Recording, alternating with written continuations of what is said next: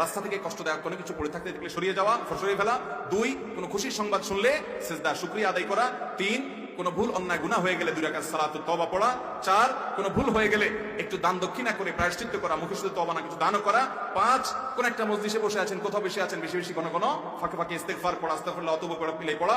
6 ওসিয়ত লেখার মতো কিছু থাকলে পরিবার পরিজনকে সম্বোধন করে ওসিয়তনামা লিখে রাখা, মৃত্যুর আগে আগে, প্রয়োজনে কদিন পর আপডেট করবেন।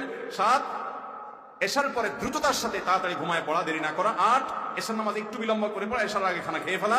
9 সম্মানিত 4 মাস জিলকদ, জিলহজ, মুহররম এবং রজব, এই 4 মাসকে সম্মান দেওয়া, অর্থাৎ সম্মান, এই 4 মাসে গুনাহ থেকে বাঁচার বিশেষ চেষ্টা করা, রুটিন ইবাদতগুলোকে বিশেষ গুরুত্বের সাথে করা। 10 মুহররম মাসে নফল রোজা 2-4টা হলো রাখার চেষ্টা করা।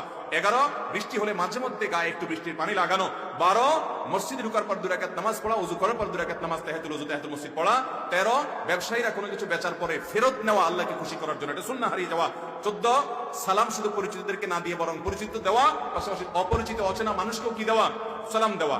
15 নম্বর হলো মিসওয়াক বেশি বেশি করা, অধিক পরিমাণে করা, একটু পর পর মিসওয়াক করতে থাকা। 16 নম্বর হলো আজানের জবাব দেওয়া, মুয়াজ্জিন যে আজান দিবেন সেটার জবাব দিতে থাকা। 17 নম্বর হলো তাহাজ্জুদের নামাজ আদায় করা, মাঝে মধ্যে হলেও ভোর রাতে তাহাজ্জুদের নামাজ অন্তত পড়া। আর ভোর রাতে পড়তে না পারলে এশার পরে হলে 2 রাকাত করে তাহাজ্জুদের নিয়তে পড়ে ফেলবেন, সেটাতেও আপনি সওয়াব পাবেন। 18 নম্বর হলো সালাতুদ দুহা বা চাশতের নামাজ আদায় করা। 19 নম্বর হলো যে কোনো কাজ করবেন পরামর্শ করে করা। 20 নম্বর হলো বাসা থেকে দূরে কোথাও যাওয়ার সময় 2 রাকাত নামাজ পড়া। 21 নম্বর সুন্নাহ, যেটি আমাদের সমাজ থেকে অনেকটা হারিয়ে গেছে, সেটি হলো আপনার সালাম দেওয়া, সালাম দেওয়া, ছোট বাচ্চাদেরকে সালাম দেওয়া। 22 নম্বর সুন্নাহ হলো ইফতার তাড়াতাড়ি করা, সাহারি দেরিতে করা। 23 নম্বর সুন্নাহ হলো দোয়ার মাধ্যমে শেফা গ্রহণ করা, অসুখ বিসুখ হলে কোরআন থেকে দোয়া দ্বারা কি করা, আরোগ্য লাভের চেষ্টা করা।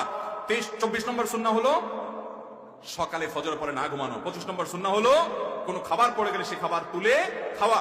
এবং 26 নম্বর সুন্নাহ হলো সফর থেকে ফিরে আসার পর মসজিদে, বাসার এলাকার মসজিদ 2 রাকাত নামাজ পড়ে তারপরে বাসায় যাওয়া। 27 নম্বর সুন্নাহ হলো মাঝে মধ্যে খালি পায়ে হাঁটা।